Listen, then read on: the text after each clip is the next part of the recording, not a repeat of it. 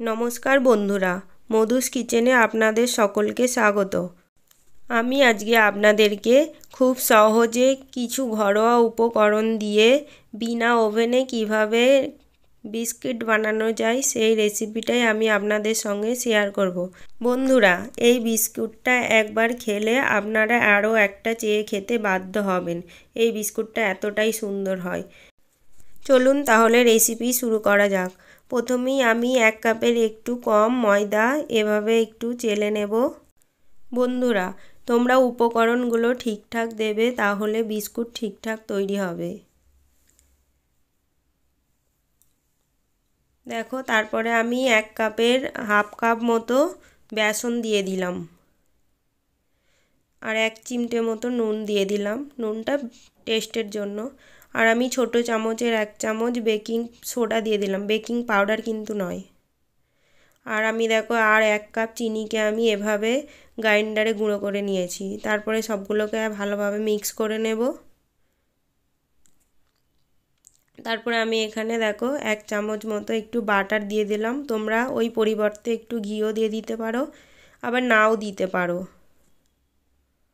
তারপরে আমি দেখো একটা কাপের একটুখানি কম, পুরো নয়, একটুখানি কম রিফাইন্ড অয়েল দিয়ে দিলাম, দিয়ে ভালোভাবে মিক্স করে নেব। তোমরা কিন্তু এখানে বেকিং সোডার পরিবর্তে বেকিং পাউডারটাও ইউজ করতে পারো। তারপরে দেখো আমি এখানে দুধটা আগে থেকে জাল করে ঠান্ডা করে রেখেছি। অল্প অল্প দিয়ে একটা ডো তৈরি করে নেব। আর বন্ধুরা, এই বিস্কুটটা কিন্তু খুবই অল্প সময়ে তৈরি হয়ে যায়। আর ভিডিওটা ভালো লাগলে তোমরা কিন্তু একটা কমেন্ট অবশ্যই করো, সেটা ভালোই হোক বা খারাপই হোক। তোমাদের যার যেরকম লাগবে সে সেরকম কমেন্ট করো। তারপরে দেখো আমি একটা ডো তৈরি করে নিয়েছি। আর তোমরা কিন্তু এটা শুধু বাটার দিয়েও বানাতে পারো, বা শুধু ঘি দিয়েও বানাতে পারো, আবার শুধু রিফাইন্ড অয়েল দিয়েও বানাতে পারো।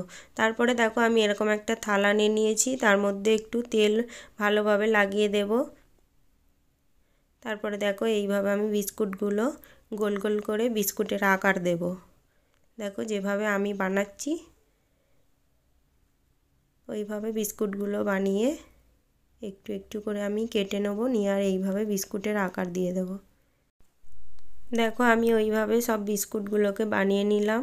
তারপরে বিস্কুটের মধ্যিখানে একটু আঙুল দিয়ে দাবিয়ে দেব, তার কারণ আমি একটু সাজানোর জন্য এই যে আমন্ড অফ যে বাদাম, ওটাকে আমি কাটিং করে রেখেছি একটু সাজানোর জন্য। তোমরা চাইলে এখানে কিশমিশও দিতে পারো, কাজুও দিতে পারো, বা এমনি কোনো কিছু না দিয়েও রাখতে পারো।